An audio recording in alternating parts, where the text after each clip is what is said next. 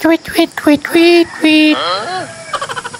Oops! Ngayong araw pala, may bagong kwento na naman akong ibabahagi sa inyo. Kanina pala, pumunta kami ng bukid. Nanguha kaya kami sinugbos kamote. Pagpakato ko nga ni kanina, nakasabay ko ini na duwa na bata ni Padialan. Makuripsawan nga ni ini na duwa na bata. Mala ka, kaingagahoy ako sinkuyo. Paulit-ulit pati sasabi, bagaw kuyog. Kuyog, mala pa lang kung pwede atuhan ang bata o kung pwede lang. Kaya lang, bad bagayon, ago. Iya pa nga ni ho, nilabayan ko pa ni ba na bata ni Padialan. Bakit na ngaya ako sa asyenda ni Pai. Nauna na nga silang dalawa ni Mama. Daghanon pano ang kutoso na ugbos kamote. Naorhe nga ako na pumunta dito kasi naglaba pa ako. Dili ko na nga ni na videohan kanina ang paglaba ko. Kay kung may mood baga niyo, nakinuro ka dali ko lang yung labatin diba? Agoy! Pag-abot ko nga ni kini, si Mainan si Pai, bisihono na sing kakakoto, si umbos kamote. Girito niya ni sa ako si Mudra Beres na imod ako. Akala niya siguro hindi ako pupunta dito. Yung hindi niya alam, kinadali ko lang talaga ang paglalaba ko kanina. Dahil sa marami nang ang ubos itong kamote, kaya for the harvest na talaga itong si Mudra Beres. Kailangan niya kasi ng pera, kaya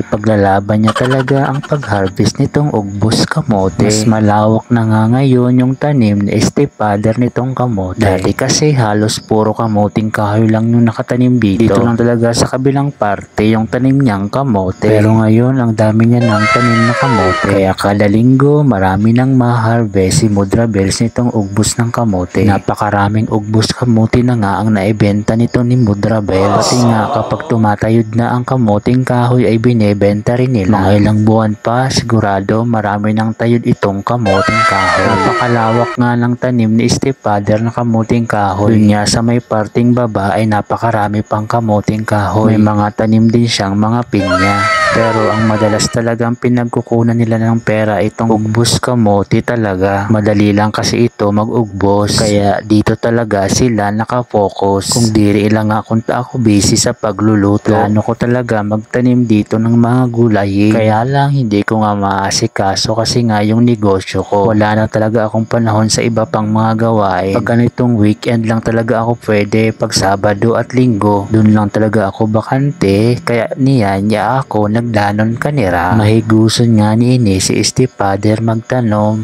Kaya permi man siya may aanihon. Halos katatapos lang ani sa pag-umasang kaniya pasakay. Diba na imod niyo ang video ko sinakaagi na adlaw kaniya yatto in umana pasakay. Muna ba ini si Mudra Beres kay Ruyago na naman. Dilihensya naman bago ini kidaghanan do ang kaniya bayadan. Ito na nga yung mga nakuha naming ugbos kamote. Pang second batch na nga ito kasi kanina galing na nga dito si stepfather. Marami na nga siyang na-harvest kanina. Ako nga niyo, for the kutos talaga. Maski baga wala ako gamit na kutsilyo. Kamot lang talaga ang gamit ko na pangkutos. Sabi nga ni Mudra Beres sa ako, ba daw nuno, grabe sun ang tubag na imo kamot. Simbag ko mambaga, sabi ko tubag lang yun. Hindi man lang mahali. Tapos na nga ni kami magkutos, kaya imburutang na ini ni Mudra Beres sa kaniya suludan. Sabi sa ako, kwarta na ini. Iba talaga ini si Mudra Beres na ako sugun ini pag-abot sa kwarta. Agoy, mga pala ini ang pakato sa baba. Grabe talaga mahiwason ang tanom ni stepfather ng kamuting kahoy. Niyan kay tapos na kami magkutos. Siyempre mauruli na kami. Kaya ininaduwa maaratado pa sini na kamote. Ako man daghanon pa an ako himuon. Ngirito na naman baya si Mudra Beres. So padaw talaga kay nagalakaw na kami pauli. Sige pa ang pangalagkalag. For the baklay naman talaga kami pabalik sa balay. Puro harayo nga ni ang nakawon namo. Sabi nga ni sa ako ni Mudra Beres, grabe kapoy kita. Kay muna baya kay awaton maglakaw ho. Sige ang pangalagkalag. Nakasangpot na lang hamo kada si stepfather sa balay kami na duwaya pa.